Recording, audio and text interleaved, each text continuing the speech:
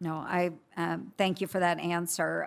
They mean a lot to us in defense of our country, and certainly short notice mobilizations, especially as we see right here in Washington, D.C. Today. So last issue, because I know that we are running short on time. You and I did speak briefly about defense spending and the audit of our Pentagon and DoD.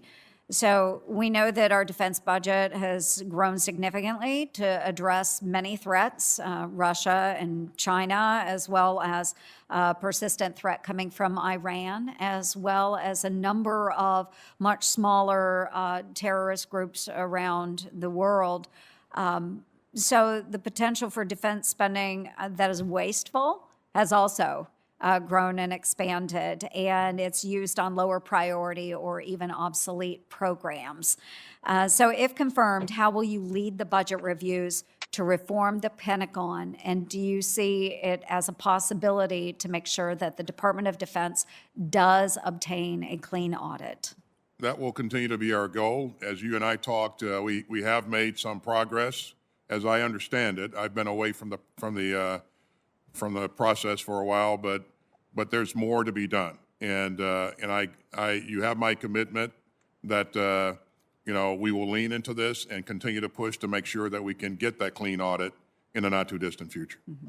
Thank you very much, General. My time has expired. Again, thank you for stepping forward and looking to serve our nation again in this capacity. Thank you, Mr. Chair. Thank you, Senator Ernst. Now via WebEx, Senator Hirono. Thank you, Mr. Chairman. General Austin, it was good to have the chance to talk with you a little while ago. I ask all nominees before any of the committees that I sit on the following two questions as part of my responsibility to make sure that nominees are fit for the appointment to which they are nominated. So I will ask you the following two questions. Since you became a legal adult, have you ever made unwanted requests for sexual favors or committed any verbal or physical harassment or assault of a sexual nature? No. Have you ever faced discipline or entered into a settlement relating to this kind of conduct? No. I want to acknowledge my agreement with a asked by my colleague Senator Blumenthal, and your commitment that you will counter any white supremacists or extremists within the ranks of the military. I think that's really important. Also, the questions he asked relating to how important it is to make sure that we are safe from cyber attacks, because these cyber systems are what the military communications very much depend on. By the questions that were asked by several of my colleagues, including Senators Blumenthal and Gillibrand, a number of us are very concerned about the continuing scourge of sexual assault and harassment and retaliation in our military. And it is very clear that the reforms that the Department of Defense has instituted are not nearly good enough, and much more action is needed. And I want to expressed to you last week, a very tragic thing happened. Selena Roth, a 25-year-old Army veteran and military wife, was found dead in military housing at Schofield Barracks in Hawaii. A soldier is in custody and a homicide investigation is ongoing. And my heart goes out to Selena's family. Violent acts against women within our military communities continue to occur at an alarming rate, and I am committed to making sure that these perpetrators are held accountable. And you noted in your statement that you will fight sexual assault and harassment in the military, including, I hope that you will look at the Uniform Code of Military Justice, which I support, which Senator Gillibrand has been a leader on, and changing the UCMJ to remove the decision relating to prosecution of these kinds of attacks outside of the chain of command. I hope you will review that very carefully, because all of your predecessors have not supported that kind of a change. I also want to mention that I've introduced the I Am Vanessa Gilliam Act. This act provides for the creation of a standalone punitive article for sexual harassment. If confirmed, would you support the creation of a standalone punitive article of sexual harassment to be included in the Uniform Code of Military Justice? Senator, anytime we change the Uniform Code of Military Justice, I would want to approach that with great deliberation. But I would commit to you that I would certainly want to take this on and look at it with the right experts to make sure that we achieve the right effects with doing something like that. But I would certainly want to make sure I get the right experts on hand to really drill into this. Well, sexual harassment can be subsumed under other charges, but it is not a standalone charge. And I think it is very important considering that sexual harassment occurs at an alarming rate in the military. So this is not I would hope that this is not something that requires a great deal of thinking, because as I said, you can already charge someone under other articles for sexual harassment. So when a service member is sexually assaulted, they are given the option of either making a restricted or unrestricted report. And the I Am Vanessa Gilliam Act would allow victims of sexual harassment to also make restricted reports, allowing them to remain anonymous within their chain of command while still receiving the support services that they should have. Would you support the creation of a mechanism for victims of sexual harassment to be able to make a restricted report? I don't think I heard the end of the question there, Senator. Would you mind repeating the last piece of that? Yes. Would you allow victims of sexual harassment to have the same options that victims of sexual assault have in making a restricted report? Yes. Thank you. I want to turn to the importance of training areas for the Indo-Pacific Area of Responsibility. Admiral Davison, who is the commander of Indo-PACOM, talked recently about the importance of joint integrated training in this AOR.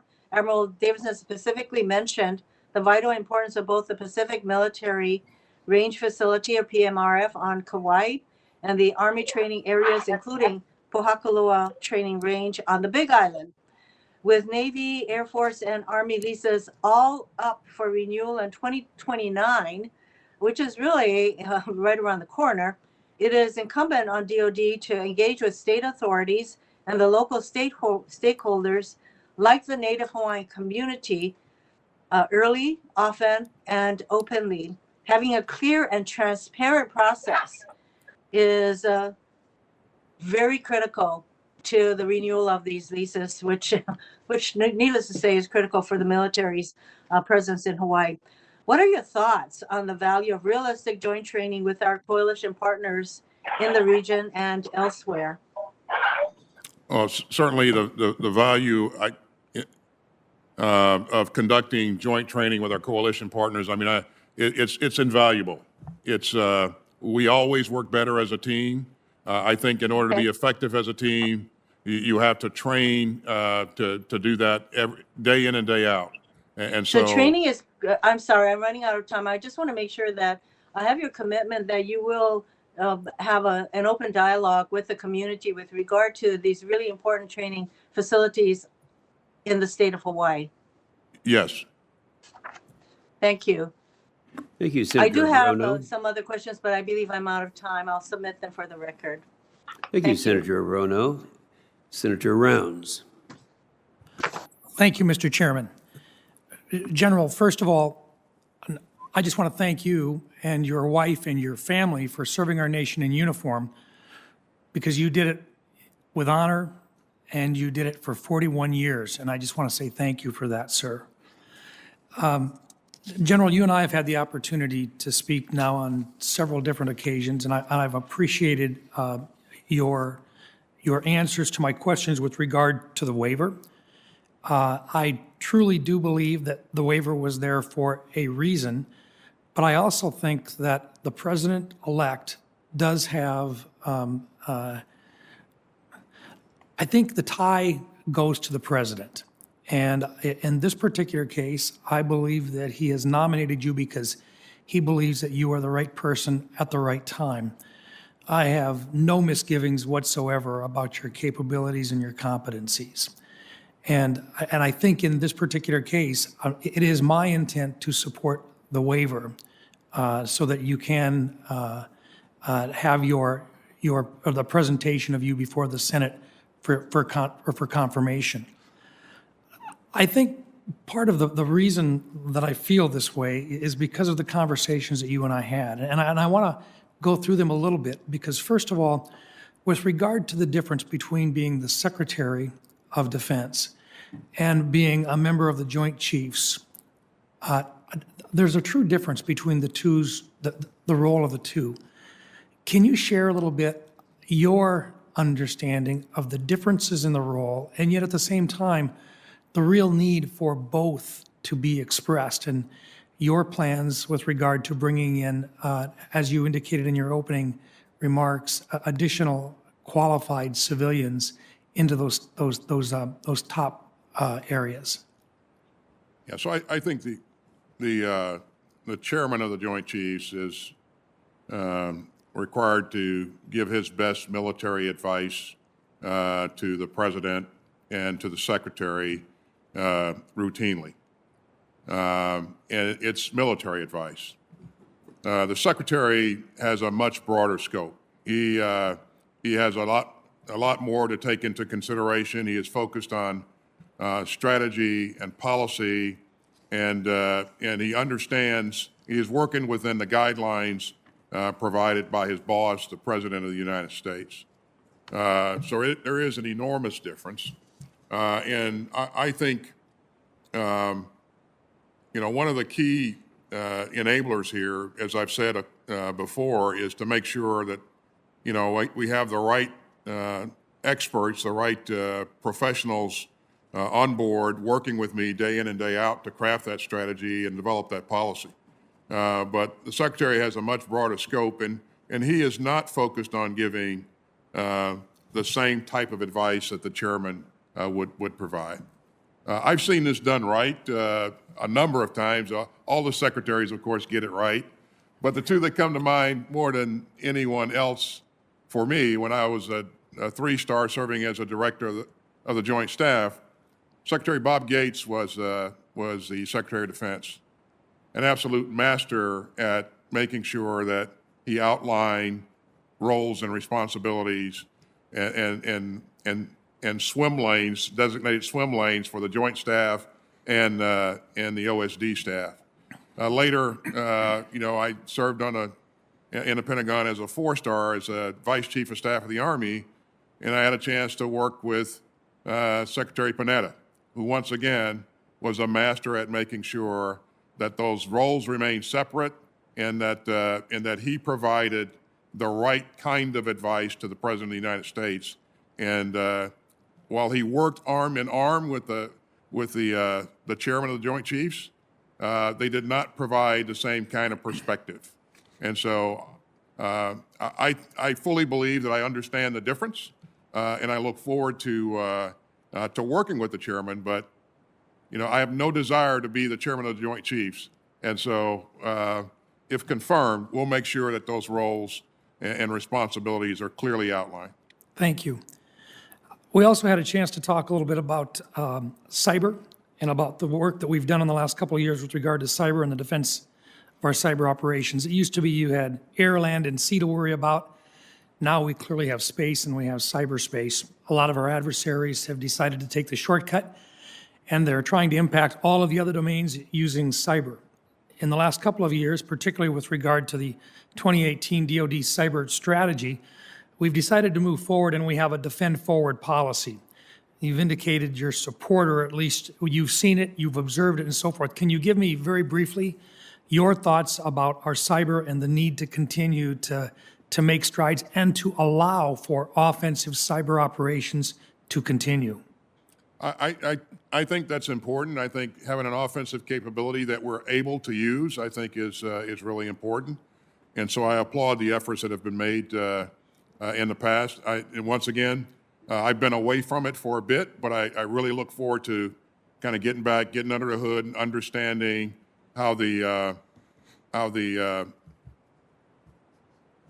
processes work now to ensure coordination, across the board, across the agencies, and in this endeavor, speed matters, and so anything that we can do to facilitate the work of the operators, I think, is goodness.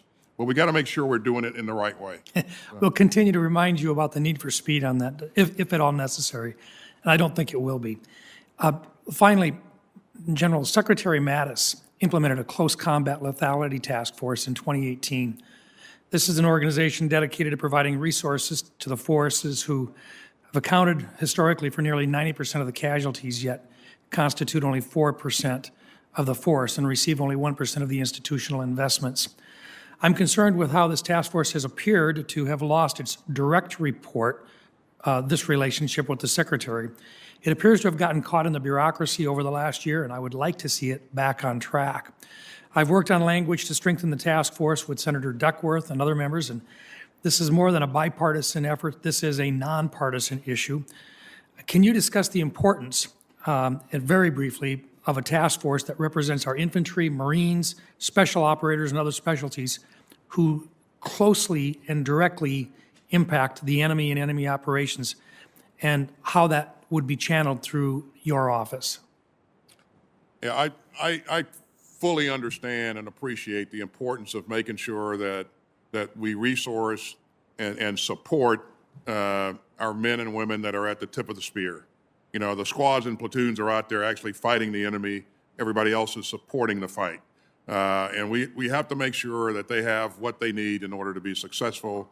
This is an evolving effort. It will never remain static.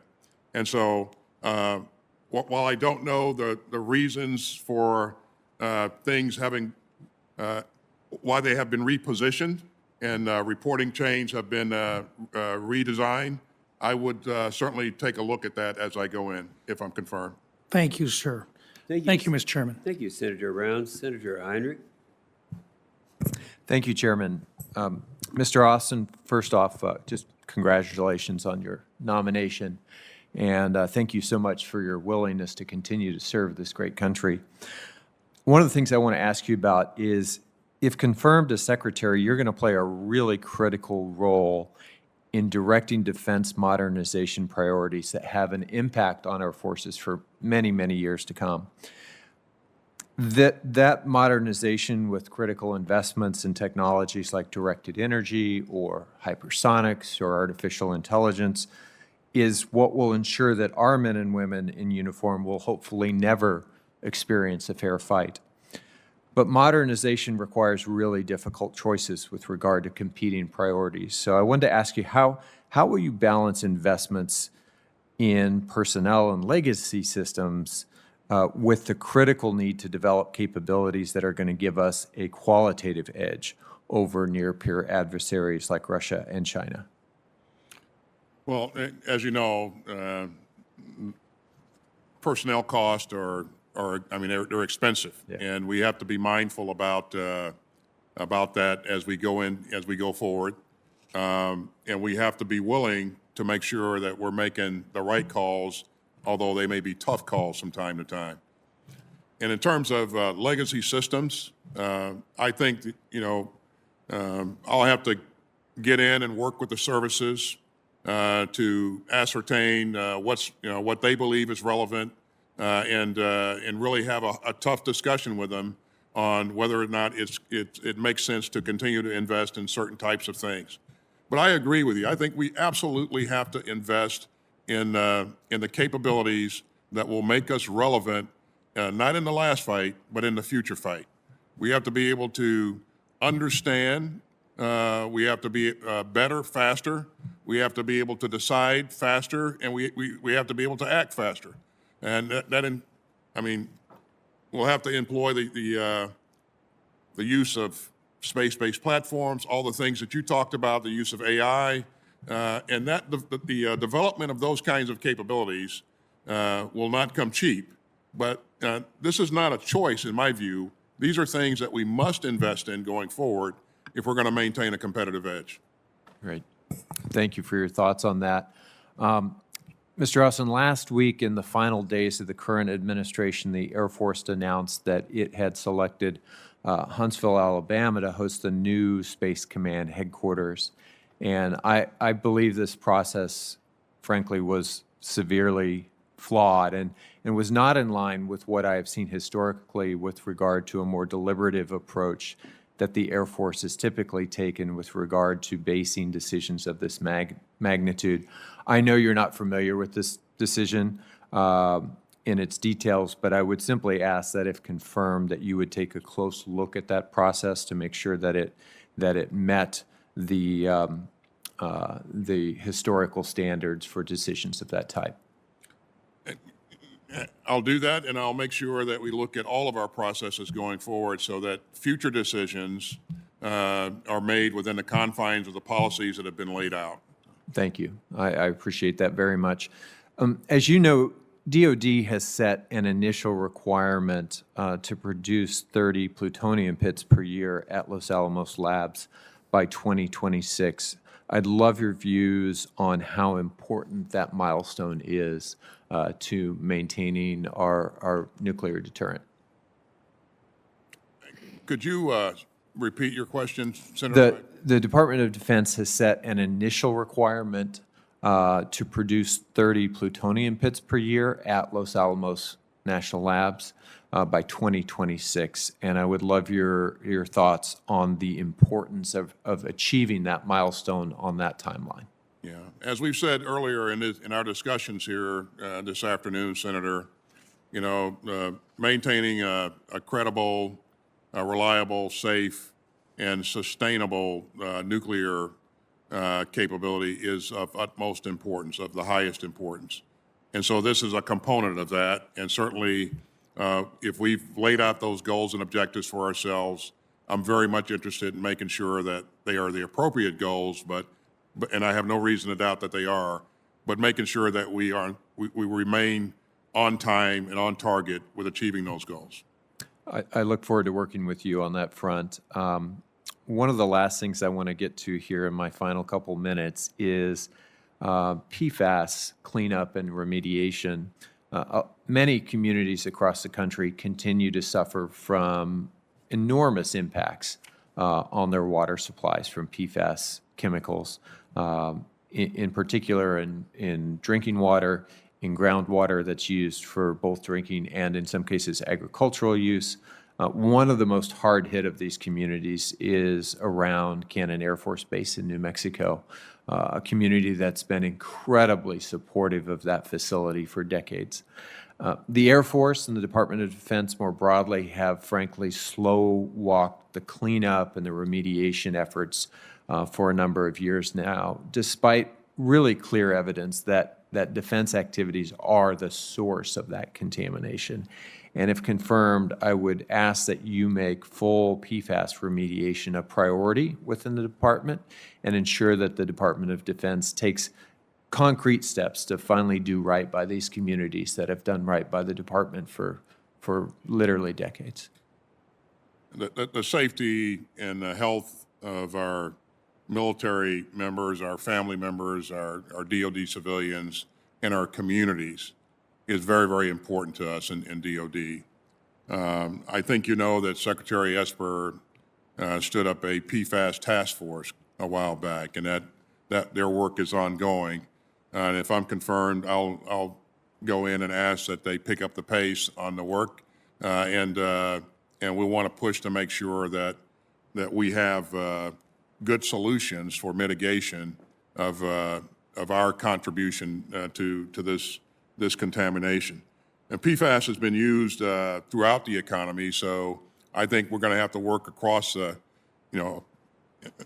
board with our partners to ensure that we're working together, we're doing the right things to mitigate the effects here.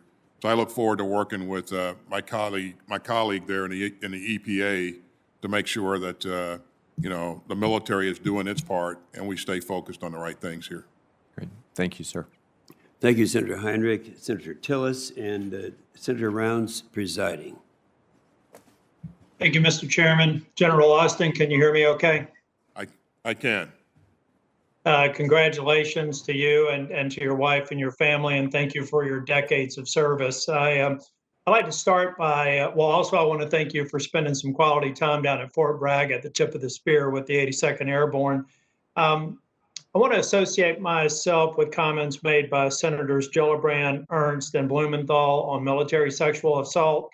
I don't expect you to respond to it. I heard your responses earlier, but to me, we'll never know what great leaders chose never to go into the military if we continue to have a reputation for a culture that's not making progress on military sexual assault. I've heard you make commitments to my colleagues, and I look forward to exploring this issue as a ranking member on the Personnel Subcommittee. But we've got a lot of work to do. I've been here for 6 years, and we're not making near enough progress.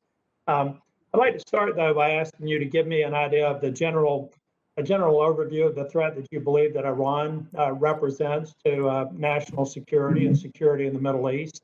I'd also be curious in your answer what you think about the recent agreements with Middle East countries and Israel, whether or not that's a positive step in the right direction. Iran continues to be a destabilizing element in the region.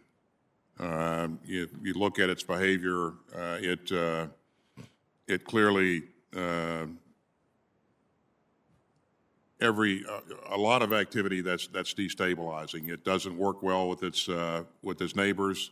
It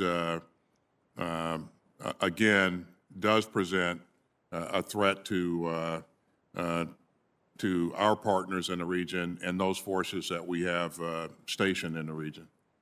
If Iran were ever to get a nuclear capability, most every problem that we deal with in the region would be tougher to deal with because of that. To answer your question, I think Iran's activity, it continues to be, or its behavior continues to be destabilizing.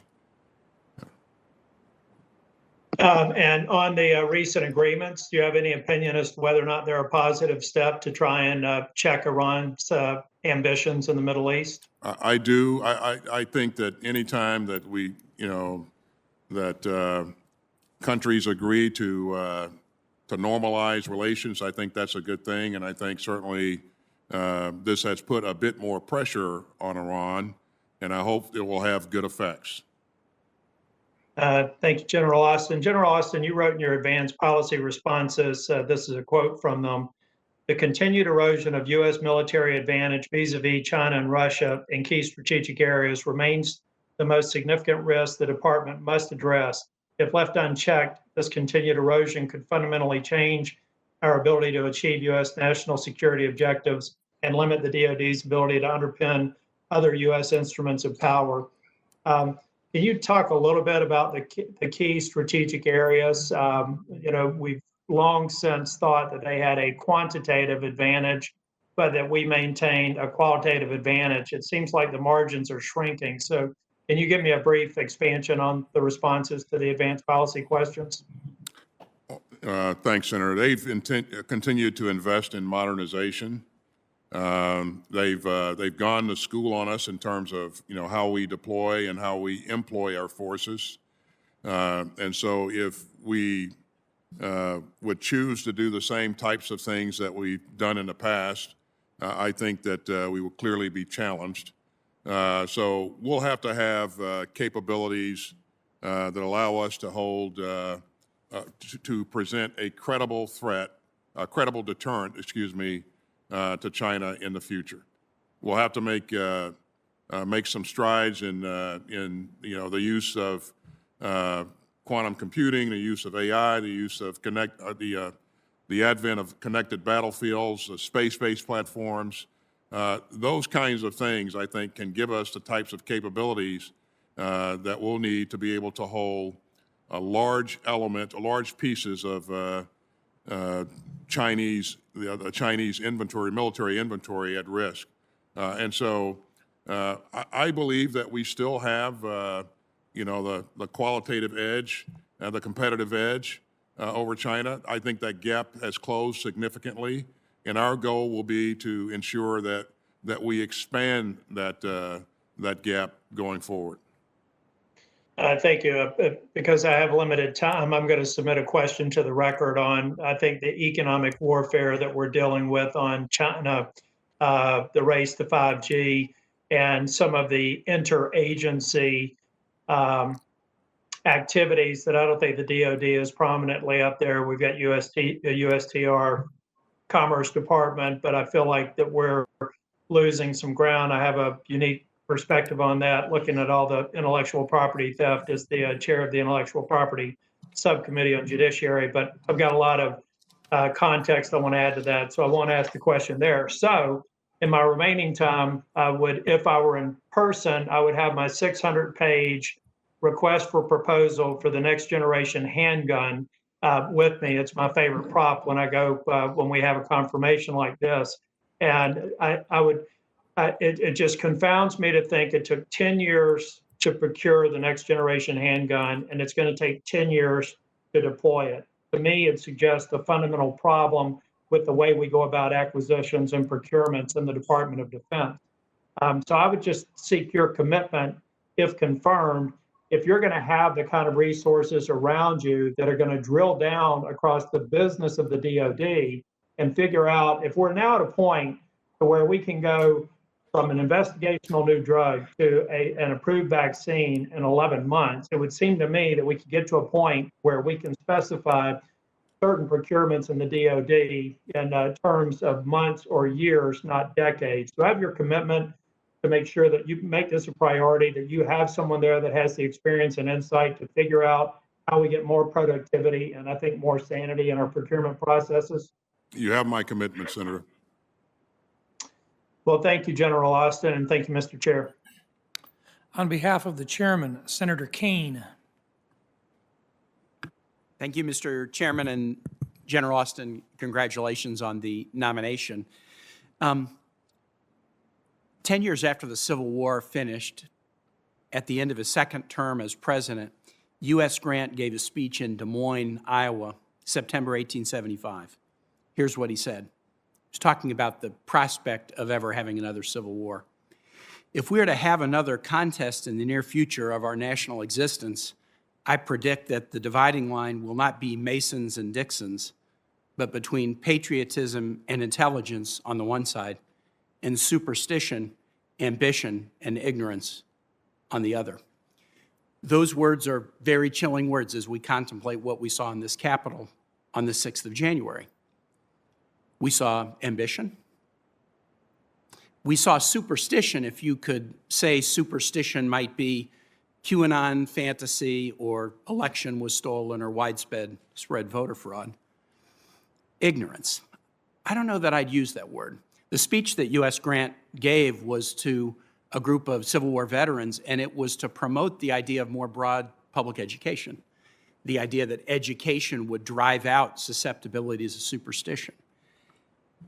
It might be comforting for us to think that what we saw on January 6th or generally was ignorance, but if you look at the spectrum of people who were involved, you find a number of very highly educated people. Sadly, and I know this has been raised already, you find a lot of people who have connection to our military, who should be, as part of the enormous training investment we make in them, be able to spot the difference between truth and fantasy, between reality and conspiracy theory. Military Times did an analysis in 2019, a survey of active duty military, and they found that 36% of active duty service members have seen evidence of white supremacist and racist ideologies in the military. That doesn't mean 36% of military share those, but more than 1/3 of our military have seen their colleagues exhibiting either white supremacist or racist ideologies. General Austin, if you're confirmed, you will make history as the first African-American Secretary of Defense, but you've also lived a life in this country and seen these challenges. I know some colleagues have asked you about investigations, but what I would like to ask you about is training. We invest so much to train a member of our military, officer, enlisted. What might you suggest to us as we think about the training going forward that would lead us to have a military that was immune from superstition and not so gullible as to fall for these false ideologies? Thanks, Senator. I think that we have to train our leaders to make sure that they are in touch with the people that they are leading, that they understand who they are, you know, what they're doing, what they're reading, that they're looking at their environment that they're living in and looking for signs of things that could indicate that something is going in the wrong direction. I think leadership needs to, if leadership is not in touch with the people they're leading, these kinds of things can happen. And I don't think that that this is a thing that you can put a Band-Aid on and fix and leave alone. I think that training needs to go on, you know, routinely because things change. The types of things that you're looking for change. I think our leaders need to be able to talk to their subordinates and instill in them the right types of values, the values that our military embraces, the values that our country embraces, and you know, failure to be able to adhere to those values means that you shouldn't be a part of our formation. And our leaders need to be able to sort those things out. But having had personal experience with this, being in a unit that had a problem with this long ago when I was a lieutenant colonel, I can tell you that, you know, most of us were embarrassed that we didn't know what to look for, and we didn't really understand that by being engaged more with your people on these types of issues can pay big dividends. I know that unit has probably learned that forever, but I don't think that you can ever take your hand off the steering wheel here. Well, because in a way, the enemy within, disunity, is probably the most destructive force in terms of our ability to defend ourselves. If we're divided against one another, how can we defend the nation? I view this as an enormously important task that you will carry should you be confirmed. I want to echo what comments that have been made by colleagues about military sexual assault. Again, a divider within the body that makes us less able to externally face and defeat the threats we face. I read much of the citizen review panel that was put together to look at the tragic murder of Vanessa Gillen at Fort Hood. And that is a very, very powerful document, and I would encourage all members of the committee to do it. I spoke to one of the members of that panel, and he relayed that he was doing one of the interviews. They did dozens and dozens of interviews and was talking to, you know, a mid-level officer on the base who was trying to say that they felt like they were doing all they could to deal with military sexual assault. And the interviewer said, "Would you let your daughter serve in the military?" He said, "No way." He just Rorschach answered the question and said, "No way." And whatever the attempt to put a good spin on how we're doing, if you would worry about your own daughter serving in the military, we got a long ways to go. Quality of life issues are enormously important. You've been asked about a lot of the strategic challenges. We've faced this tough one on military housing. And I just want to remind my colleagues, we faced that military housing issue about 2 years after we did significant reforms to reduce the size of headquarters staff. And what we found as we were kind of asleep at the switch in monitoring military housing, an awful lot of the staffs that oversaw military housing had been dramatically shrunk because of what we did on the headquarters staff thing. That doesn't mean that there isn't fat that could be squeezed out of any organization. It just means that we have to really be careful thinking if we shrink the civilian side or the headquarters side, we're going to be saving some money, which we did, but we ended up compounding a problem. And I hope you will be attuned to the need to balance challenges like that so that we can provide the quality of life that our men and women and their families deserve, and that will keep them re-enlisting if we want them to. If you could just say a word about that, and I'm done. Yeah, I will. I'll be certainly very attuned to that, Senator. I think in some cases we've broken trust with our family members because of the housing issue and other issues. I think this is critically important. I look forward to being able to work with the services to really not only get after the immediate problems, but put the fixes in our contracting efforts so that we're much better at this down the road. So. Thank you, General. Thank you, Mr. Chair. On behalf of the chairman, Senator Sullivan. Thank you, Mr. Chairman. General Billy Mitchell, the father of the U.S. Air Force, in a hearing like this in front of the Armed Services many years ago, and then actually I think it was the 1930s, called Alaska the most strategic place in the world. I like to say Alaska constitutes 3 pillars of America's military might. We are the cornerstone of missile defense. Almost all the missiles and radar systems protecting the entire country are in Alaska. We are the hub of air combat power for the Arctic and Asia Pacific. We'll have over 100 fifth-gen fighters there. We're building up our tanker capability, an issue that I think is going to be important. And we're a platform for expeditionary forces like the 425, the 1st Stryker Brigade. If confirmed, can I get your commitment soon in your tenure to come to Alaska with me and see this critically important national defense state and troops for America and my state? Senator, I absolutely agree with you that Alaska is a national treasure, and it holds some of our most important military assets and resources. As you know, we're challenged with travel now, and as the opportunities present themselves, post trips to the Indo-Pacific, where I need to get to right away if I'm confirmed. I certainly would accept your invitation at some point in the future.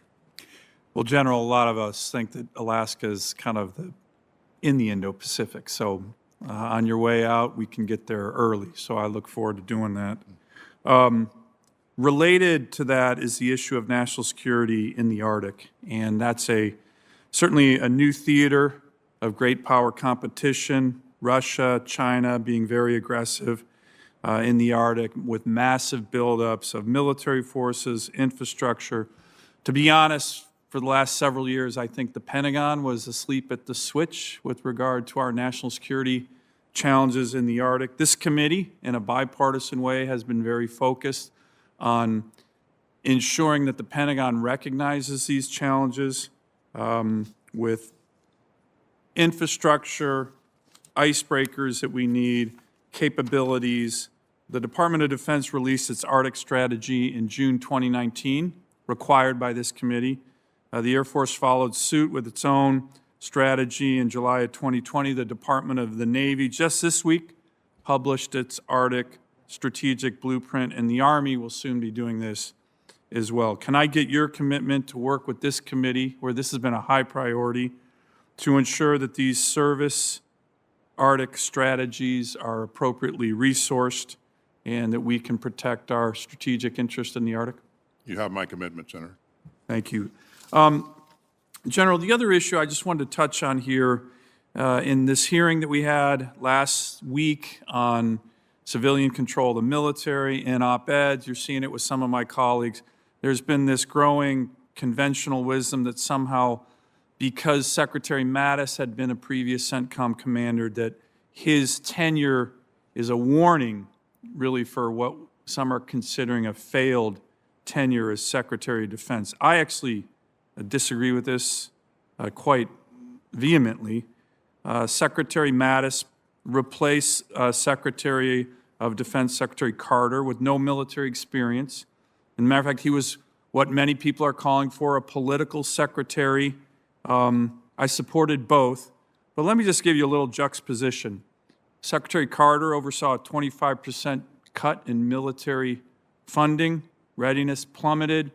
Secretary Mattis rebuilt this up and rebuilt readiness with this Congress. Secretary Carter would not support arming the Ukrainians with Javelin missile systems, despite the entire committee here pressing him to do so. Secretary Mattis did that almost immediately in his tenure.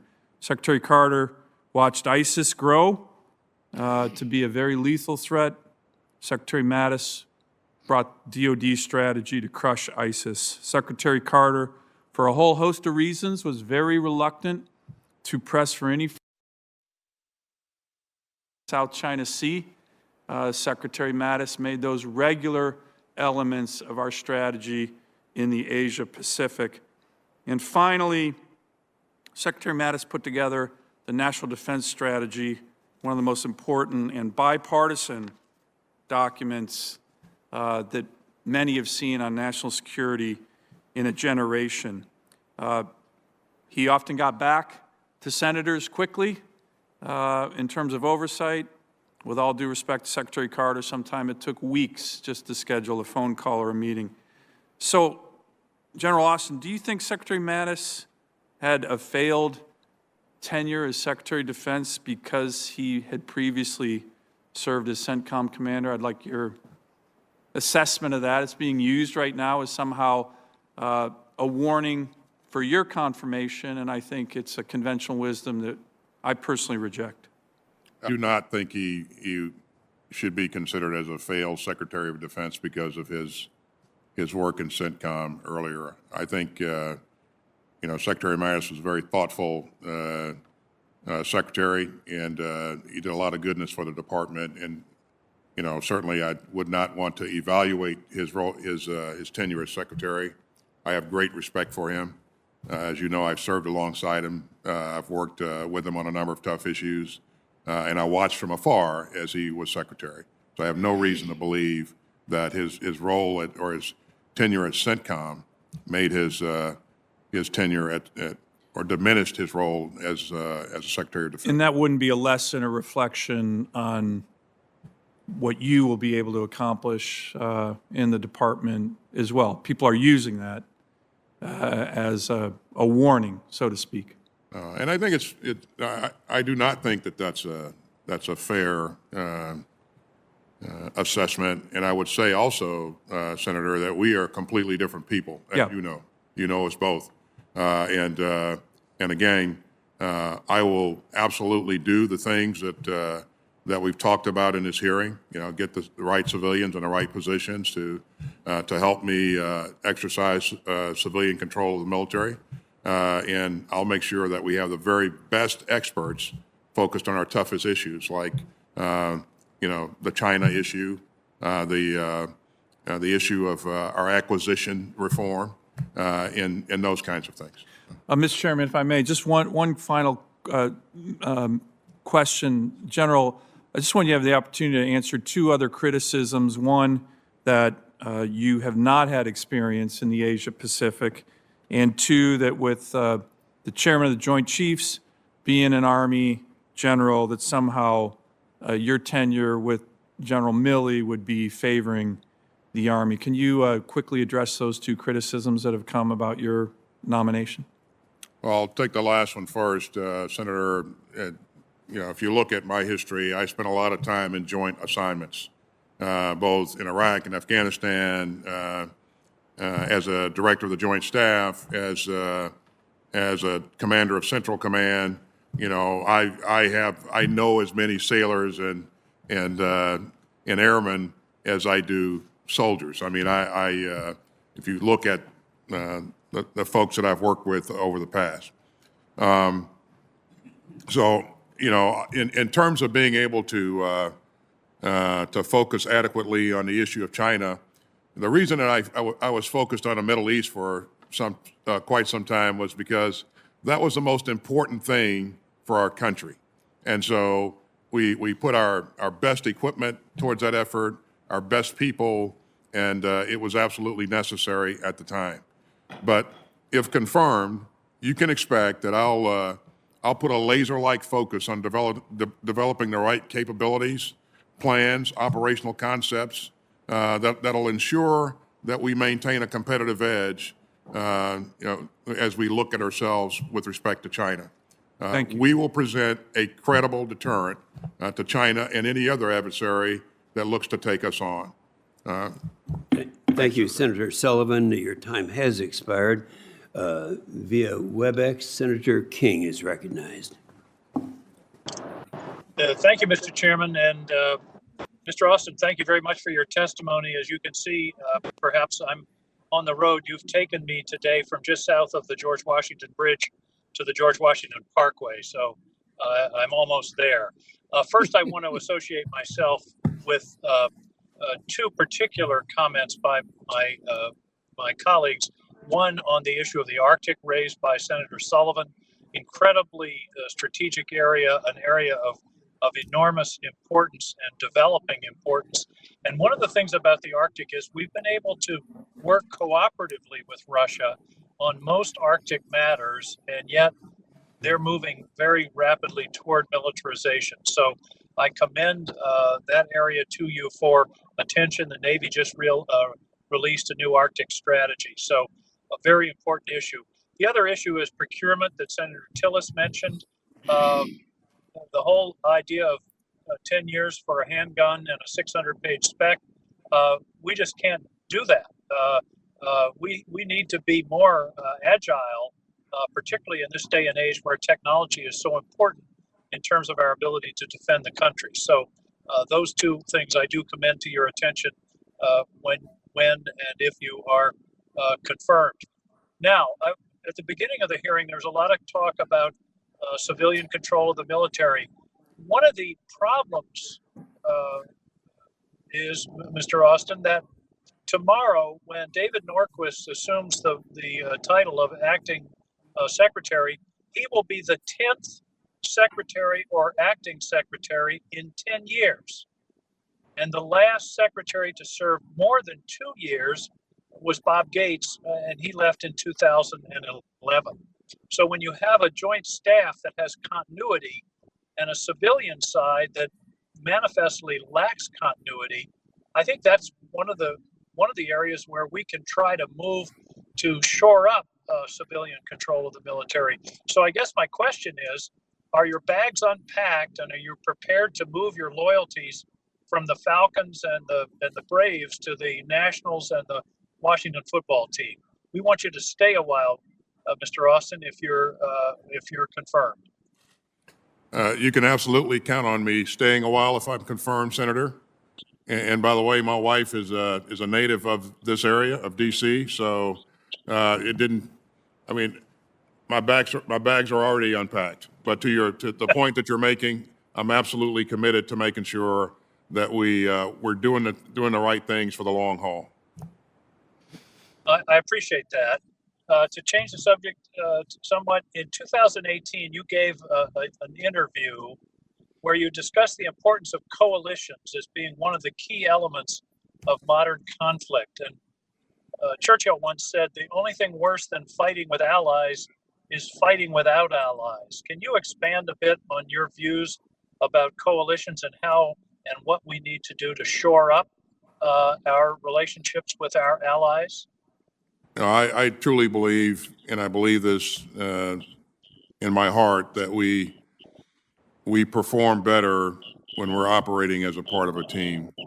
And throughout in all of the operations that I participated in that are major operations in Iraq and Afghanistan, and the counter ISIS campaign, and so many other things, our allies brought valuable capability and capacity to the fight.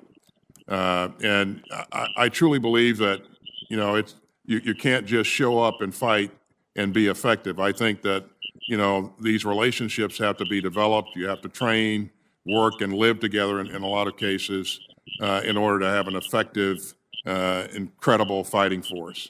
So I think that, fighting as a part of a team, as a part of a coalition is absolutely a part of who we are, something that we treasure. And if confirmed, I'll look forward to reestablishing some of the critical partnerships and alliances that we've had, and working with our allies to make sure that we keep them on board as we move forward fast. Well, I think that's absolutely right. The way I like to put it briefly is that you have to have the relationship before the ask. I absolutely agree with that, Senator. Now we're turning our attention and have been for the last several years to the Asia Pacific and particularly to China. And I've asked a question of a number of people that have appeared before this committee. I'd like your thoughts on what does China want? What do you believe China's strategic goals are?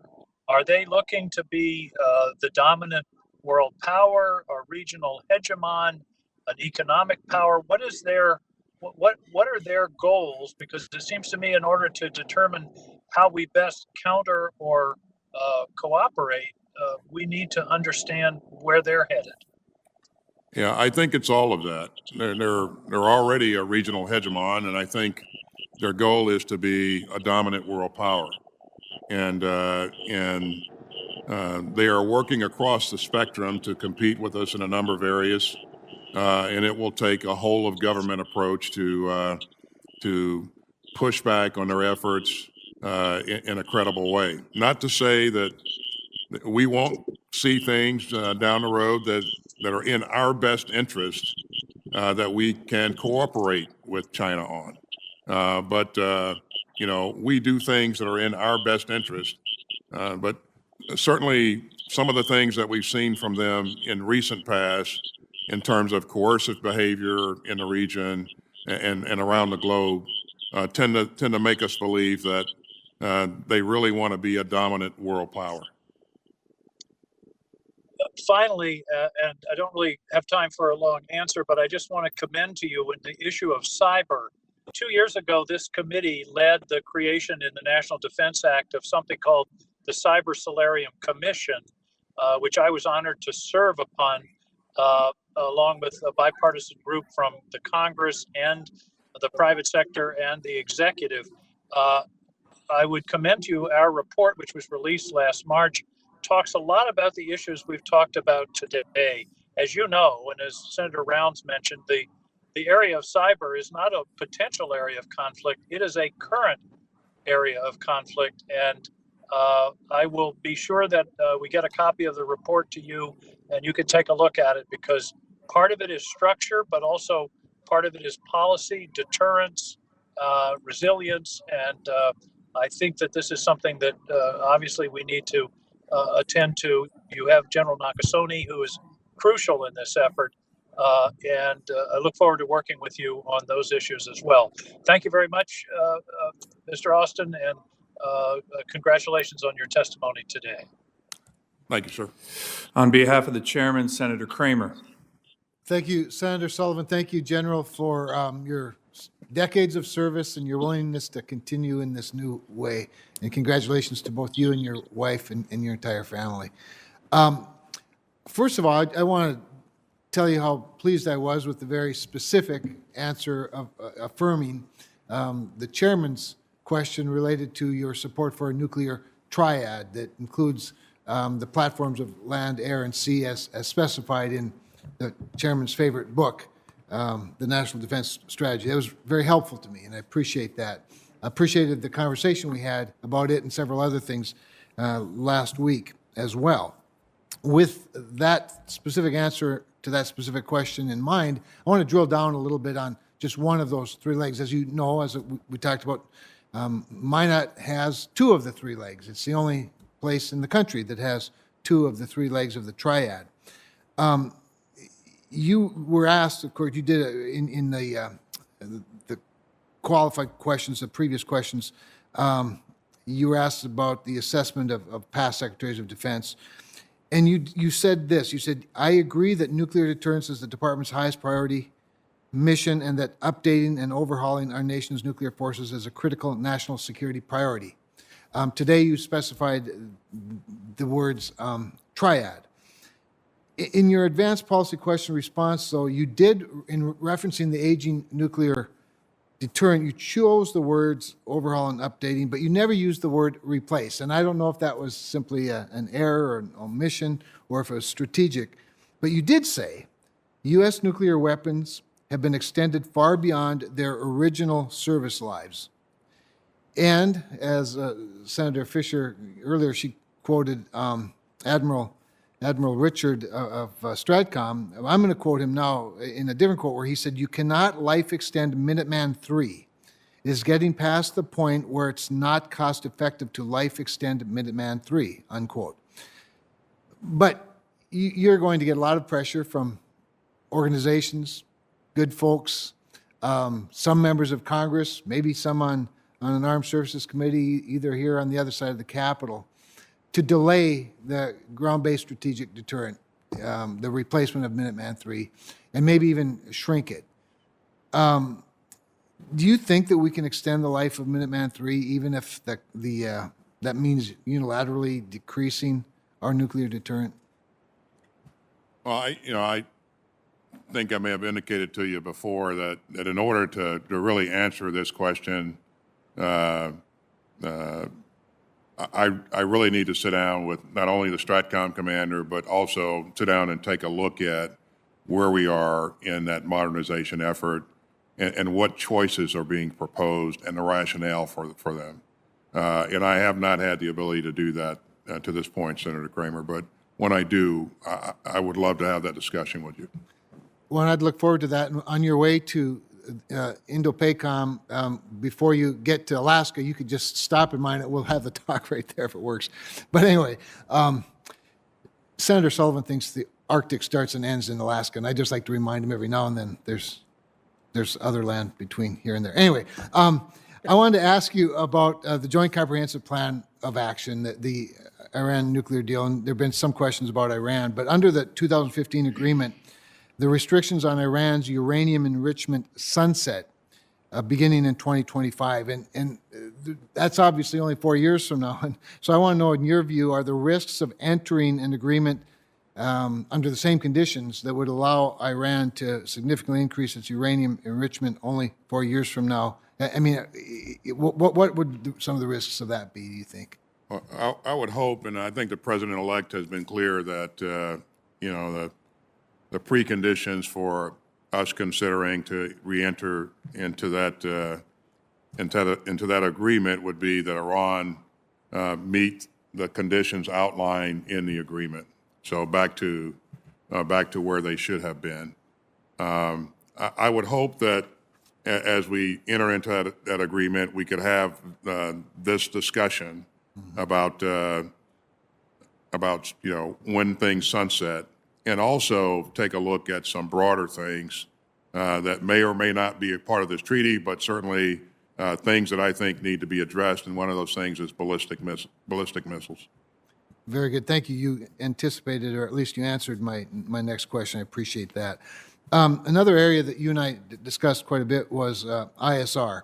And of course, you'd know more than a little bit about that, given your background, particularly at CENTCOM, of course. There's been a lot of cutting of legacy programs recently to help pay for more advanced programs and technology in the future. And a lot of times we're either or challenges, but sometimes we have to do all the above as well.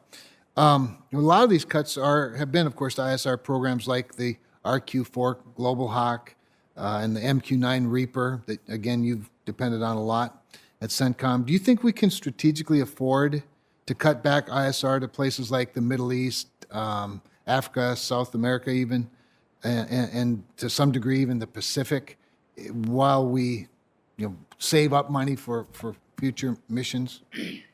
Well, I think as we look at our global force posture, it's one of the things I really want to have the opportunity to do, and look at our requirements versus where our forces are postured. Our focus is going to be, as we've talked earlier, in making sure that we have what we need in the Indo-Pacific. But in terms of the Sentinel forces that are required by the CENTCOM commander, I really would like to see what he thinks his requirements are, what the threats are that he needs to stay abreast of, and that sort of business. But most likely, there will be some requirement for those types of capabilities going forward. The Air Force certainly has a strong voice in this in terms of what they can afford to keep on in light of the investments that they're making in modernization. So again, pretty complex equation that we'll have to tackle, but certainly I look forward to taking it on. Thank you, General. Thank you, Chairman. I'm out of time, or I would have asked you about the $40 billion pass-through budget at the Air Force, but we can talk about that another time. Thank you. On behalf of the chairman, Senator Warren. Thank you very much. Thank you. General Austin, I very much appreciated the opportunity to speak with you a few weeks ago. And as I told you when we talked then, I believe we have to do a lot more to end the cozy relationship between the Pentagon and the defense industry. And over the years, I proposed a number of legal changes in this area. Now, since 2016, you've served on the board of Raytheon Technologies and its predecessor, United Technologies, which is one of the largest defense contractors in the nation. I am very pleased to hear that you've pledged that you will extend your recusal from matters involving Raytheon for 4 years and that you're not going to seek a waiver from those recusals. Do I have that right? Senator, I can make the commitment to you that I will extend my recusal for Raytheon, and I certainly appreciated the opportunity to discuss these issues with you. As you are aware, what you've asked goes beyond what's required by law, and I'm making this commitment because I recognize the unique circumstances here that you've highlighted. Raytheon is one of the, I'm sorry, go ahead. Raytheon is one of the world's largest defense contractors, and I'm sensitive to the appearance concerns that you raise in this particular situation. And with respect to the issue of seeking a waiver, I do not expect to do that or to need one. But if such an unanticipated circumstance were to arise, I would consider available alternatives to a waiver before seeking one and would consult very carefully with agency ethics officials. And if I'm privileged enough to be confirmed, I can pledge to you that I'll be mindful not only of the legal requirements that govern my conduct, but also of the appearances to ensure that the public has no reason to question my impartiality at the career ethics officials on these issues, and will require everyone that serves with me to ensure that public service is and will remain a public trust. Well, I very much appreciate that. And if I can, let me just ask one more aspect of this. You know, I've also called for new laws to prevent contractors from hiring senior government officials who leave federal service for a period of years, again, to help eliminate the appearance of trading on government service to help improve. The idea is to try to help improve public trust in our leaders. So let me ask you about that after you leave. Are you willing to make any commitments on that? Well, I do not intend to seek employment as a lobbyist or sit on the board of a defense contractor like Raytheon after my service. Quite frankly, I'll be too old to sit on a board of a defense contractor after my service. But I have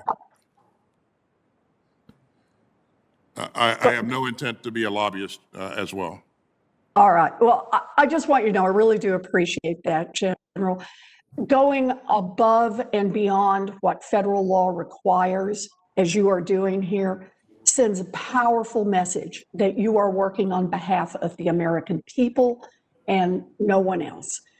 Now, I want to try to focus, if I can, on defense spending. But before I do, I just want to say a very quick word about military housing. 2 years ago, this committee heard horror stories from military families about mold, termites, lead paint, other terrible conditions at military houses managed by private for-profit companies. The military has a responsibility to oversee these contracts, and this committee passed some sweeping reforms, increasing oversight powers. But I am still hearing from families who say that their situation is not substantially improving. So, General Austin, can I ask for your public commitment on two things? First, to respond to my request for information about what's going on, and second, to pledge that you're going to make fixing this problem a priority. I absolutely will respond to your request for information if confirmed. And this has been a priority of mine and will always be a priority of mine. So I look forward to working with the services on this issue. I think, as I said earlier, in some cases, we've broken trust with some of our family members. Yeah. So thank you very much. I'm going to hold you to that commitment. I really appreciate it, General. A few weeks ago, Congress passed the annual Defense Authorization and Appropriations Bill that allocated over $740 billion to the Department of Defense. Now, that's more than President Reagan spent during the height of the Cold War. It's more than the federal government spends on the rest of the discretionary budget combined. In fact, it's more than the next 10 nations combined spend on defense, and most of those countries are our allies. The money that Congress appropriated a few weeks ago also comes on top of what we spent on 2 decades of endless wars in the Middle East that cost roughly $6.4 trillion and killed more than 7,000 American service members and did very little to make America safer. Now, General Austin, you've been nominated to lead the Defense Department, so I'm not expecting you to start out your job by turning down the money that Congress just gave you. But I want to ask you a different question. Do you agree that protecting our nation is not just about how much money our nation spends on defense, but also about how we spend it and what specific challenges we focus on? I do. As a Secretary of Defense, job one for me is the defense of this country. And we're going to do what it takes to make sure that we're successful at that. As we talked earlier, our strategy, our resources ought to match our strategy, and our strategy ought to match our policy. And so, again, I think we have I have a requirement to be good stewards of a good steward of our resources. But you can count on me always asking for what we need to accomplish the strategy that's been laid out for us. Well, I appreciate the approach that looks at how we're spending that money and exactly what challenges we're focusing our money on. I see that I'm out of time, so I'm not going to get to ask you about the importance of investing in our diplomatic corps and making sure that we have adequate funding for the State Department in order to help you in the defense of our nation. I promise, though, I'll send you some questions for the record about that. Thank you very much. Easy answer for me, Senator. I think it's absolutely important that the State Department be resourced adequately. Good. That's what I like to hear. Thank you, General. Thank you, Senator Moran. And now via WebEx, Senator Scott. All right, thanks. Chairman, can you hear me all right? Loud and clear. Okay. Thank you, Chairman, for holding this meeting. First off, I want to thank General Austin for all of his hard work. We had the opportunity to work together when he was at CENTCOM.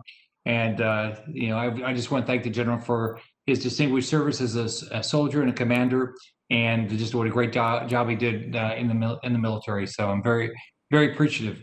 We had the opportunity to talk the other day, and so if you could talk a little bit about how, if you look at the people in the military have just had not spent a whole bunch of time dealing with the risk of communist China and how you'll get up to speed, because we actually don't have it's the same experience in dealing with communist China as we do with people in dealing with the Middle East. So, General Austin, can you talk a little bit about how you'll get up to speed and how important you think it is to get up to speed on the risk of communist China?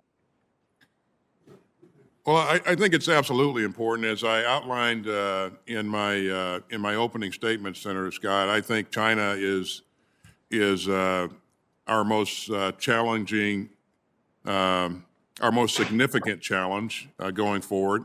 And so you can expect that I'll continue to focus the resources of the department on this issue to make sure that we're prepared to meet any challenge and that we continue to present a credible deterrent to China or any other aggressor who would want to take us on, and convince them that would be a really bad idea.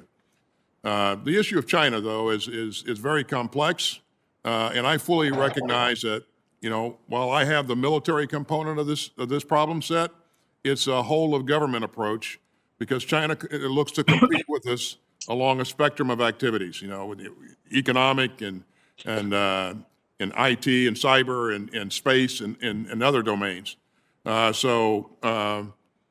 You know, we'll have the right experts, we'll have the right capabilities and plans and operational concepts that are required to make sure that we're effective in our efforts to deter China and any other aggressor. Thank you, General Austin. So, you know, you in your military career, you did a great job of building teams. From the people I've heard, including Senator Sullivan, you built a great team to get the results you wanted, and you're going to have to in this job, in this role, you have to do the exact same thing. So, how are you going to be able to vet the people that will be working with you to make sure that they share your view on the importance of holding Communist China accountable and actually make sure we are a great deterrent to their ambition to dominate at a minimum the Indo-Pacific region? Well, certainly I'll issue I'll make sure that I issue the appropriate guidance to focus the department's efforts on this issue.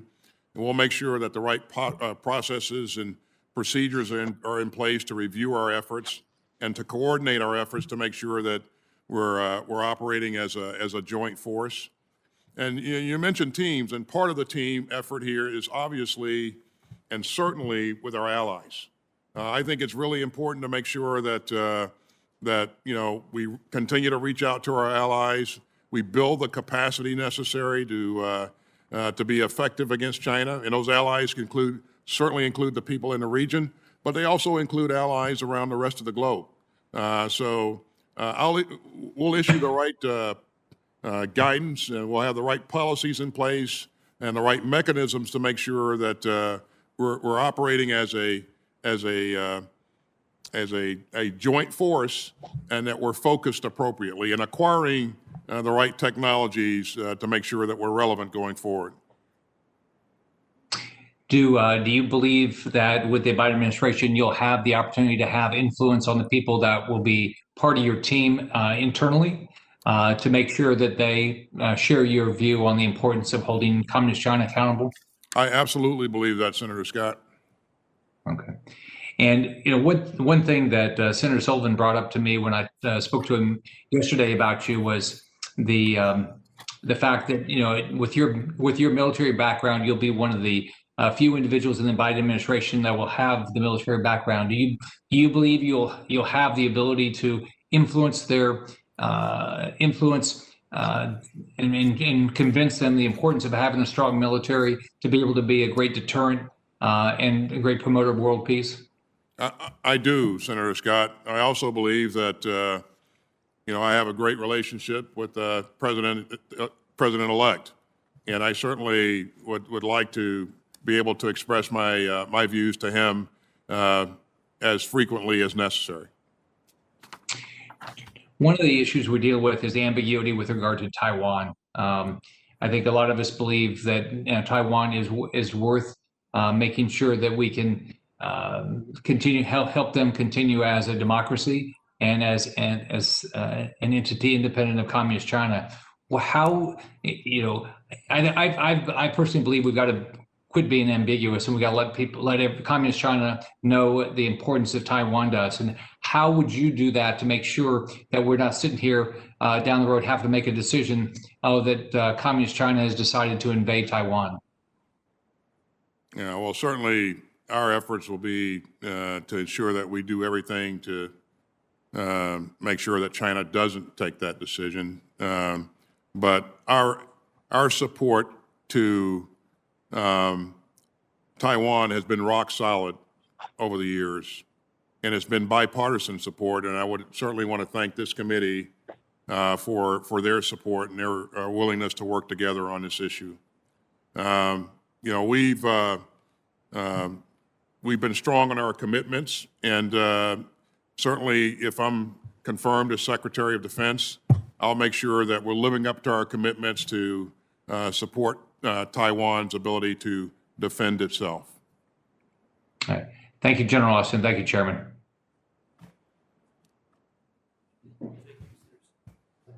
Thank you, Senator Scott. Senator Manchin. Thank you, Mr. Chairman, and thank you, General. Appreciate very much your service, your family's dedication, commitment to our country. Sir, the 7-year cooling off period, you have 5 years you've been in the private sector. What do you think could be accomplished in 2 more years? What are we missing there? I mean, I think that you segue pretty well into the private sector and understand the balance there. Well, certainly I'll be 2 years older, but certainly I don't think I'll have any more commitment to serving as a civilian than I have now. Just from history, people know that it used to be 10 years, and we changed it to 7 years. We should be looking at the quality of the person the time we need them. Senator Manchin, I absolutely agree. It is about what's in the mind and the heart of the person that's being asked to serve. And I certainly agree with you on that. The strength of our military and the admiration the whole world has for it has been because of the separation and led by the private sector. And have the knowledge you have and being able to come from the private sector now, I think is going to be a great asset. There's other people in that cooling off period down the chain. Do you see any need to have any waivers for those? Because I think it's a much smaller waiver. Most of it's 180 days. People don't understand that either. It's a very short period of time, but yet the person we need to lead it. We've not yet completely fleshed out, who would be serving in key positions. But if there's talent there that's a China expert or something else that we really need, I think it's important to kind of weigh that out and make sure that we're focused on the right thing. Well, I know you'll get the right people. A couple of things. People have been asking me ever since I just came in today about tomorrow's security. Right now, there's been 12 guardsmen that have been relieved from the detail. And you talked about an experience you had when in your earlier life in the military. What do you see? I mean, it's a concern that I have now more so than ever before, and more people, we never realized it. But now we're seeing that all the conspiracy theories and all the different people are on the dark web or wherever they are being recruited that have military experience. What can we do, and how should we approach this? Well, I think we can do a better job of screening our, the folks that we bring in, the people that we bring in. I also think we need to do a better job of, once we have people on board, that we're paying attention to them, that we understand that we're creating the right kind of environment for them to live in, and that they are embracing the values that we think are important in the military and the values that are important for this country.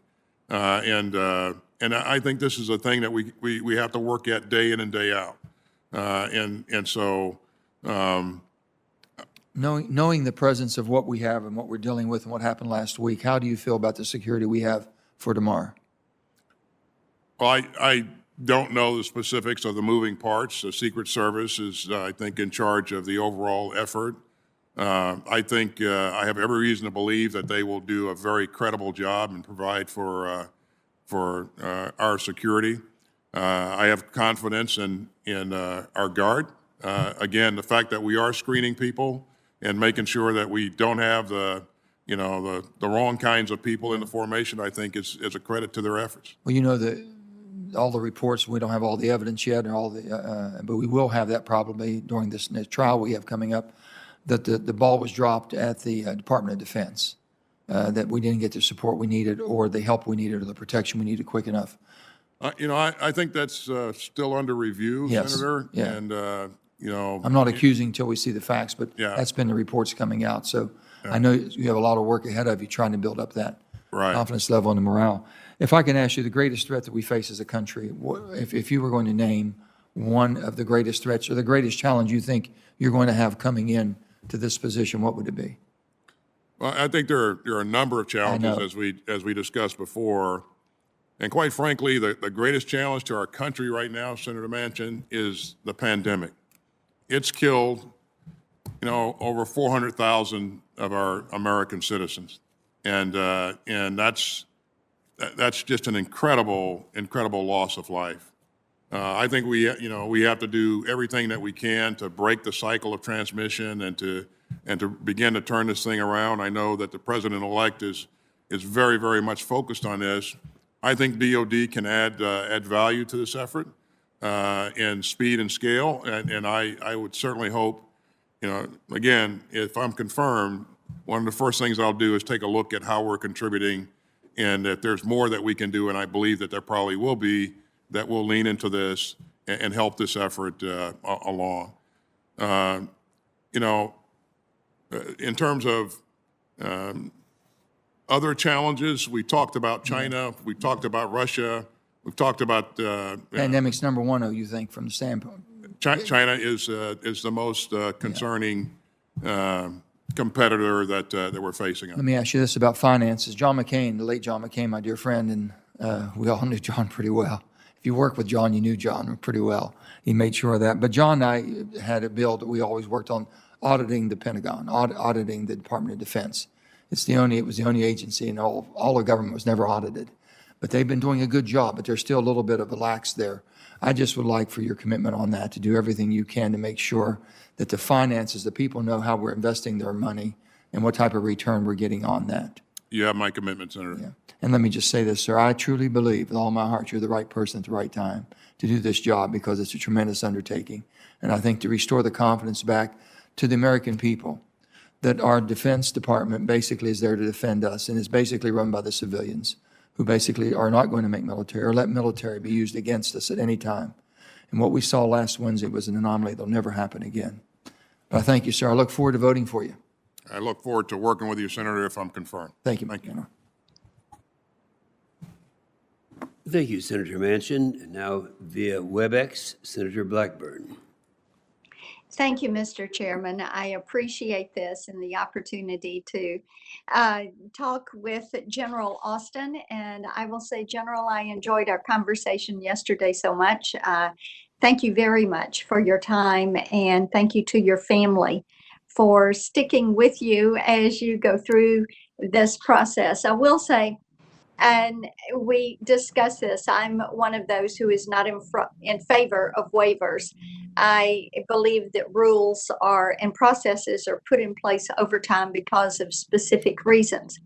With that said, however, you and I do have mutual friends, and they have all spoken to your strength of character, the way that you fulfill your role, the work that you did with the military, and the leadership that you bring to different situations. And I thank you for that. I do want to go back to the topic we discussed, the issue of China. And we talked about a quote that is attributed to you about strategic patience. And you had applied that to China. And you thought it was an attribution, or mentioned it was an attribution in the article. But I went back and looked at this, and it was a quote from an interview, and thus later picked up by Asia Today or Asia Times and other foreign policy articles. And as you have heard from other members on the committee, China, and I think you also believe China and great power competition is our greatest threat. Whether we are looking at what is happening on the economic side, and I appreciate you mentioned that earlier, because we discussed, we don't know exactly where MOFCOM ends or where their economic sector ends and their military sector begins. So what I'd like for you to do is spend a minute and talk about why you cannot use strategic patience with China, and why it is an imperative that we address the economic and the military side of that China problem coin, if you will, and how your budget priorities are going to reflect the desire to deal with China, to work with Taiwan, to work with Hong Kong. So if you would take a minute and just address that for us. No, I think over the last 2 decades, Senator, as we've been focused necessarily focused on issues in the Middle East, we've seen China modernize its military. We've seen it employ aggressive, in some cases, coercive behavior against our allies in the region. We've seen it do a number of things that tend to make us believe that China really wants to be the preeminent power in the world in the not too distant future. I think again, China looks to compete with us looks to compete with us in a number of areas across the spectrum. That includes, as you pointed out, economics, cyber, competition in the domain of space. So China, because of its desires, because of its worldview, is clearly a competitor that we have to make sure that we begin to check their aggression. It will require a whole of government effort to do that. The Department of Defense's piece in this is to make sure that we are presenting a credible deterrent to China so that it will think twice before it decides to take on the United States of America, China, or any other aggressor. And that requires investment in a number of areas. We talked about this a bit before. Yeah. In modernization, things like AI and space-based platforms and directed energy and just a number of things. If we are called upon to conduct operations against a near peer such as China or Russia, it's a different type of engagement. And we need different capabilities. We need the operational concepts that can employ those capabilities. And again, as I said earlier, we'll be required to understand what's going on the battlefield much better, much faster, and be able to decide a lot quicker, and then be able to act a lot quicker. Well, I appreciate that, and I think it's important for the record to reflect that you do not view dealing with China as a strategic patience. It's a different approach than we had with ISIS. Let me move on. We also talked a little bit about workforce and utilization of the Guard as we look at some of the skill sets that are necessary moving into 5G deployment, utilization of artificial intelligence, building out ISR, and some of those areas. So for the record, make a comment about Guard recruitment, retention, and how you would interface the Guard with the active duty men and women. Well, we certainly have great talent in our Guardsmen, and that we've seen that on display throughout these years of conflict that we've been in. Our Guard has performed very, very well. Many of our Guardsmen have skills that you don't typically find in a normal unit or a normal organization. And so I think in a lot of cases, we can do a better job of leveraging those skills, those unique skill sets, to help our efforts in things like IT and other things. Well, thank you for that. We appreciate your service. We appreciate your time today. And Mr. Chairman, thank you for the hearing. I yield back. Thank you, Senator Blackburn. Now, via WebEx, Senator Peters. Well, thank you, Mr. Chairman, and General Austin. I want to say thank you for your service over many, many years to this country, and thank you for your willingness to take on this job. Clearly, we are in an incredibly difficult time in our history, and we've facing significant challenges, and your willingness to serve your country once again is commendable. So, thank you. I want to pick up briefly on some comments made by my colleague, Senator Heinrich. And I think although you answered his question, I think it's important for you to know that there are many of us on this committee that are very concerned about PFAS contamination in military sites across the country. Clearly, this is a bigger problem than just military sites. We've got PFAS sites throughout the country. Michigan has been particularly hard hit with sites containing this very toxic chemical. In fact, I think of the 700 sites identified around the country, roughly 200 of them are in Michigan, although we think the reason that number is so high is just because we've been looking for it more than other states. It's likely to continue. But we do have military sites that have been impacted, and one in particular in Michigan, which is the former Word Smith Air Force Base in Oscoda. The folks in Oscoda in that area have been dealing with this contamination for many years. They are, and rightly so, incredibly frustrated by the slowness from the Air Force and others to deal with it. We've started to see some pickup in activity and cleanup, but they have waited too long. And I know you made a commitment to Senator Heinrich to expedite this, but I want you to know that this is a major issue for me, for folks in Michigan, folks around Wurtsmith Air Force Base, as well as other military sites across the country. I'm sure many of my other colleagues would join in. And so I hope that you are indeed committed to making sure we do right by these communities that have hosted these bases for years and are now suffering the consequences. So I don't know if you want to add anything to what your response was to Senator Heinrich, but please know this is a serious issue for us across the country. No, I am committed, Senator. I think, as I said earlier, the health and welfare of our military members, our families, our DOD civilians, and our communities is very, very important. And again, Secretary Esper stood up a PFAS task force. I'll check in with them and make sure that I expedite their work if at all possible.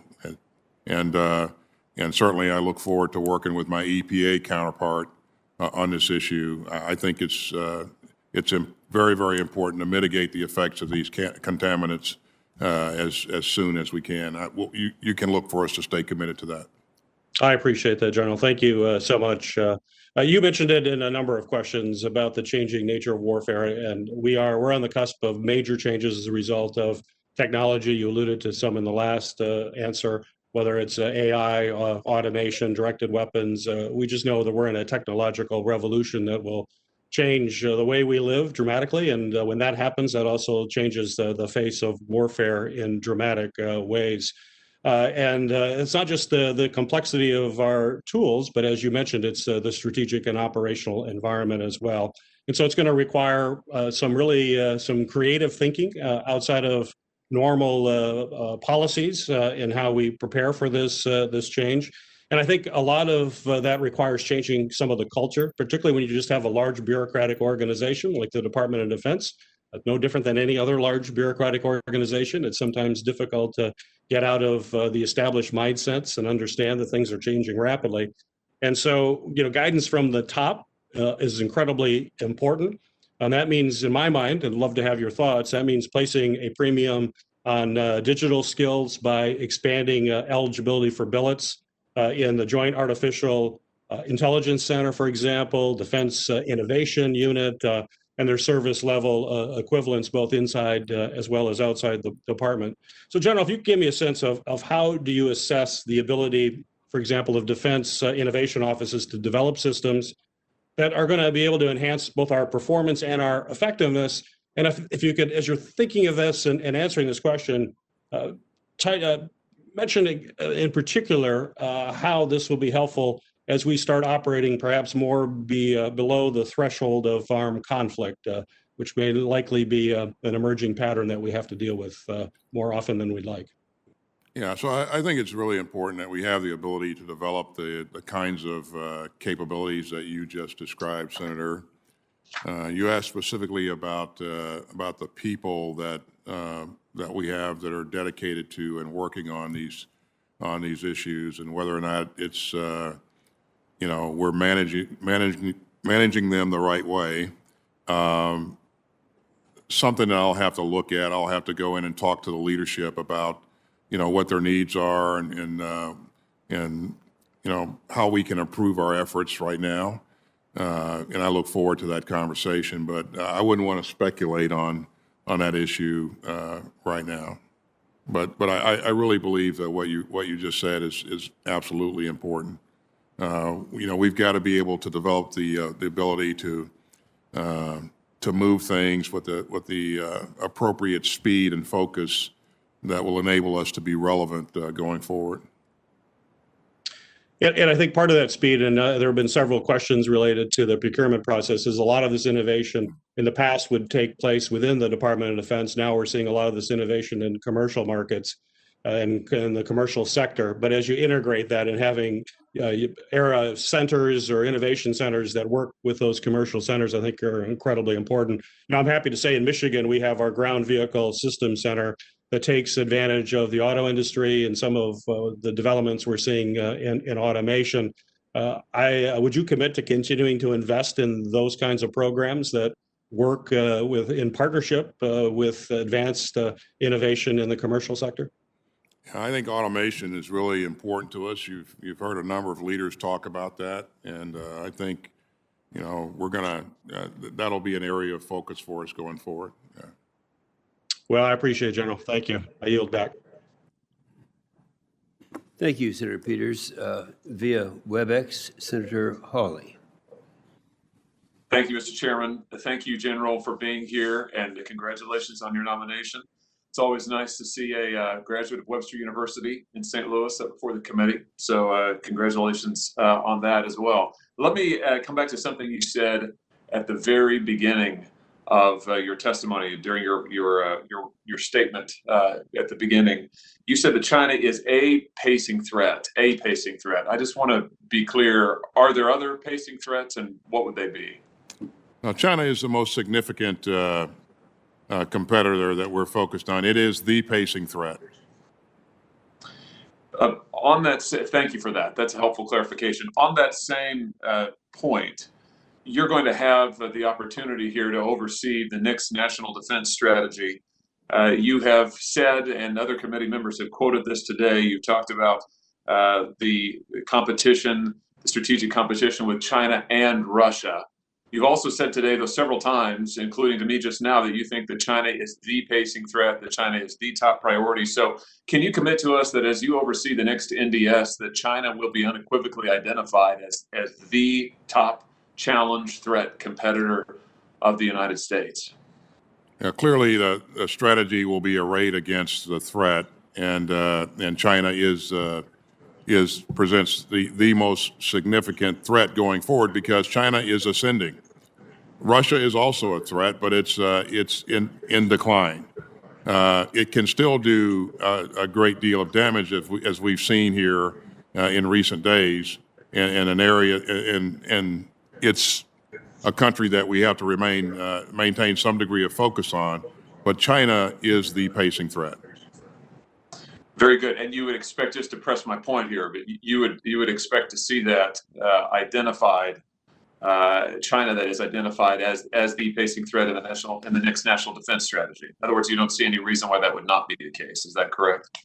That follows. That makes sense, Senator Hawley. I think, but again, I certainly don't want to try to write the strategy here. We want to make sure we go through the process of arraying the threats and identifying what capabilities we're going to place against them. But it certainly follows.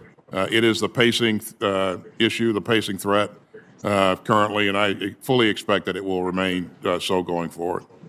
Good. Well, I'm pressing you on it only because I think there has been some confusion with the last national defense strategy, the way it has been interpreted in some quarters to put China and Russia on a plane. And what you just said just a second ago, I think is very encouraging, that China is the pacing threat. Russia, of course, is a threat. There's no doubt about that.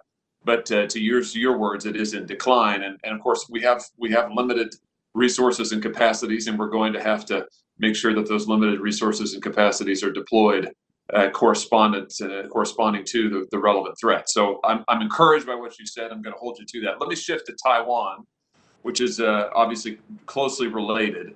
Let me follow up on something Senator Scott asked you about. Under the Taiwan Relations Act, the United States is committed to maintaining the capacity to resist any resort to force or other forms of coercion that would jeopardize the security of the people of Taiwan. Given our obligations under that statute, General, do you agree that DOD should maintain the ability to deter a Chinese fait accompli when it comes to Taiwan? Senator, you came in broken on that last piece there. If I could ask you to repeat the end of that, please. Yeah, when it comes to Taiwan, General, do you agree that the Department of Defense should clearly prioritize defeating a fait accompli scenario in Taiwan on the part of China, an attempt to invade, exert pressure that would put us in a fait accompli scenario? Should that be our top priority? Well, certainly, I don't want to go down a road of getting into hypotheticals about, what we would do if certain things happen. I would just say that my job as the Secretary of Defense, if confirmed, is to present credible options to the president to ensure that we can protect our interests and defend ourselves. And one of our interests is to make sure that Taiwan, and a commitment is to make sure that Taiwan has the ability to defend itself. And so we'll stay committed to that going forward. Yeah, I certainly appreciate the fact that you can't anticipate all threats going forward. However, we do have to plan, and to go back to points you've made about husbanding our scarce resources, making sure that we're using them well. We've got to identify the scenarios that we're prioritizing to plan for. And so I just want to ask one more time with regard to the fait accompli scenario in Taiwan, which is identified, of course, in the 2018 National Defense Strategy. Is that a scenario you think we ought to prioritize in our planning purposes in order to deter China? Again, we're committed. We've been committed to the support of Taiwan throughout, and again, it's been bipartisan support. We will remain committed to supporting Taiwan, and so we'll have the right options available to protect our interests and to defend ourselves. Let me shift to Afghanistan here briefly, General, in the time I've got remaining. If the Taliban violates its part of the peace agreement, there's going to be significant pressure on the president-elect to send thousands of troops back into Afghanistan and perpetuate the cycle that we have seen there. How do you think we should respond if the Taliban violates our peace agreement so that we can achieve our counterterrorism objectives without increasing the number of troops that we have there in the region? Senator, you know that we are currently operating as a part of a coalition effort there in Afghanistan. And what I've heard General Milley and General Miller say publicly is that they believe they have adequate resources to accomplish the objectives that they're assigned currently. And so if I'm confirmed as I go in, I'd like to be able to assess the situation myself and then make my recommendations to the president in terms of, what's required and what's not required. I see my time's expired. Thank you again, General. Thank you, Mr. Chairman. And thank you, Senator Hawley. And finally, we now have via WebEx, Senator Duckworth. Thank you, Mr. Chairman. I spoke in this committee last week about my concerns with making exceptions to allow any person to serve as Secretary of Defense less than 7 years after leaving regular military service. Mr. Austin, you and I spoke about this issue on our recent call as well. I want to reiterate that my concerns are the same now as they were when we considered Secretary Mattis's nomination 4 years ago. My vote against a waiver that would allow you to serve as Secretary of Defense has everything to do with restoring the bedrock principle of civilian control of the military and nothing to do with you, your qualifications, or your character. Last week, I pledged to my colleagues that if they choose to pass an exception to statute, I will consider your nomination fairly and on its merits. Mr. Austin, I make that same promise to you today. Based on our call last week, in fact, I feel we are aligned in our thoughts on a number of the most urgent national security issues facing our country. I'm pleased to get the chance now to follow up on a few of those challenges that I believe the DoD is facing that concerns me the most. First, I've raised alarms before about President Trump's total disregard for good order and discipline. Over the last 4 years, he has valorized ruthless killing and pardoned war criminals like convicted former SEAL Eddie Gallagher. He directly undermined leaders like former Naval Special Warfare Commander Admiral Green, who attempted to hold service members accountable when they violated their oaths and failed to uphold good order and discipline. And in some communities, like the SEAL community, we're already struggling with service members drifting from their core values, likely due to the stress of 19 years of war and deployments. President Trump's rhetoric has damaged attempts to restore discipline in our Department of Defense. Now, in the fallout of the violent insurrection at the Capitol on January 6th, we're starting to learn the depths of the problem in our military services. Veterans, active duty troops, members of the National Guard have already been found to have participated in an actual attack on elected leaders and our constitutional process in direct violation of their oaths of office. We've seen significant reporting on the ways that extremist groups specifically target military members and veterans, and it's likely that we'll discover more in the coming weeks. Mr. Austin, it's clear that we are at a crisis point. We need strong leadership to root out extremists in the military and reaffirm the core values that have defined military service. If confirmed, what steps would you take to assert your leadership, set the example for the service chiefs, and reinstate good order and discipline? Well, the activity that we've seen recently in terms of potential racist or extremist behavior within our ranks is, in my view, absolutely unacceptable. And I think you've heard the chiefs, service chiefs, and the chairman recently speak to that as well. I'll work with the leaders of the various departments to make sure that it is absolutely clear to everyone in the department, military or civilian, that this is behavior that does not fit our values, does not comport with our values. And so I will want the leaders of all of the services and all of the departments to make sure that they're doing the right things to set the right example and to create the right climate that discourages and eliminates that type of behavior. And this is not something that we can be passive on. This is something I think we have to be active on, and we have to lean into it and make sure that we're doing the right things to create the right climates. And there needs to be consequences for bad actors as well. Certainly, if someone is accused and an investigation determines that that person is guilty of that type of behavior, then we'll take the appropriate actions. Thank you. Mr. Austin, you oversaw one of our military's largest and most complex logistics operations in Iraq, so you understand better than almost anyone else. Going forward, we can't rely on the same logistics system and practices that we use in Iraq and Afghanistan as we look to future potential areas of conflict. Great power competition demands that we innovate our approach to logistics. And so it is critical that we invest in Transcom and ensure that logistics-related planning factors are central to our op plans and our major exercises.